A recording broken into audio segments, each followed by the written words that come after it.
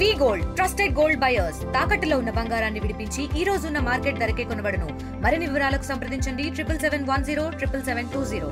ఎంతో పవిత్రంగా ఈ రోజు రేపు ఆనివారి ఆస్థానానికి ముందు వచ్చే మంగళవారం రోజు కోయిల్ ఆల్వార్ తిరుమంజనం స్వామివారి ఆలయం మొత్తం ఈరోజు శుద్ధి చేయడం జరిగింది.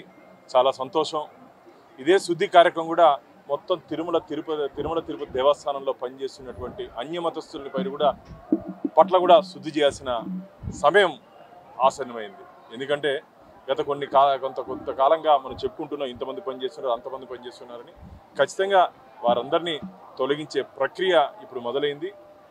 అంతం కాదు, ఇది ఆరంభం. మారిగా చివరి ఆఖరి వరకు ఉన్నటువంటి అన్యమతస్థులందరినీ తిరుమల తిరుపతి దేవస్థానం నుంచి ఖచ్చితంగా తొలగించేంత వరకు ఈ ధర్మకర్తల మండలి, మా టీటీడీ అధికారులు మేము అందరం కలిసి నిన్ననే మొన్న రాజశేఖర్ బాబు సంఘటన మరొక ముందే ఆయనేమో ప్రార్థనలకు పోతాడు ఆదివారం.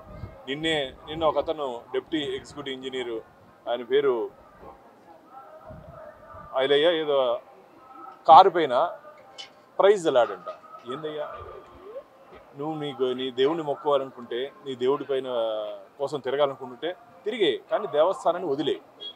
మీరు ప్రైజ్ అలాడని చెప్పి అన్యమతాన్ని ప్రచారం చేయాలనుకుంటే చేసుకో, కానీ టీటీడీని వదిలే. మీరు వదలకపోతే మిమ్మల్ని అందరినీ వదిలించే ప్రక్రియ మొదలైంది. ఈ జరగబో ధర్మకర్తల మండలి సమావేశంలో దీని మీద సుదీర్ఘంగా చర్చ తీసుకురాబోతున్నాం.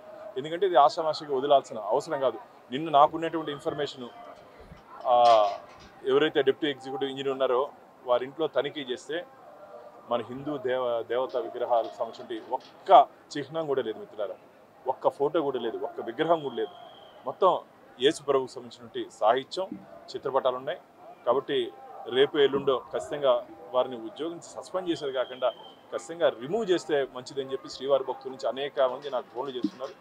రాబో ధర్మకర్తల మండలి సమావేశంలో ఖచ్చితంగా దాని మీద గట్టి నిర్ణయం తీసుకుంటాం. నేను మళ్ళీ చెప్తున్నా, దయచేసి మీకు యేసు కావాలా, వెంకటేశ్వర స్వామి కావాలా, నిర్ణయం తీసుకోండి. మళ్ళా ఒక ఆఫర్ కూడా ఇస్తున్నాం. తిరిగి హిందూ మతంలోకి వస్తే గర్వాపసి అంటాం.